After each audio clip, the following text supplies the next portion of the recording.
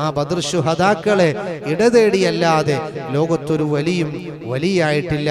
മഹാനായ ഗൗസ് റളിയല്ലാഹു അൻഹുവിനെ 1000 തവണ വിളിക്കാൻ വേണ്ടി മഹാനായ സദഖത്തുല്ലാഹിൽ ഖാഹിരി തങ്ങൾ ഇവിടെ പഠിപ്പിച്ചത് ആ സദഖത്തുല്ലാഹി ഖാഹിരി തങ്ങളുടെ അല്ലെങ്കിൽ ഗൗസുൽ ആദം തങ്ങളുടെ 10 മടങ്ങ് ദർജയുള്ള 1,00,000 ചില്ലാണം വരുന്ന സഹാബത്തിനെ നമുക്ക് സഹായത്തിന് തേടാം.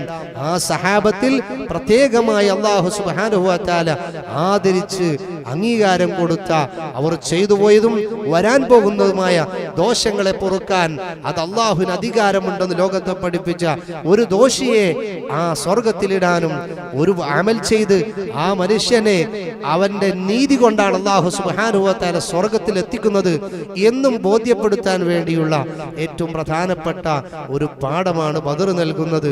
അതുകൊണ്ട് ബദർ ശുഹാദാക്കളെ സ്മരിക്കൽ തഖ്വയുടെ അടിസ്ഥാനമാണ്. നമ്മുടെ ഏത് ശക്തിയും റബ്ബിന്റെ മുന്നിൽ പണയം വെക്കേണ്ടതാണ്.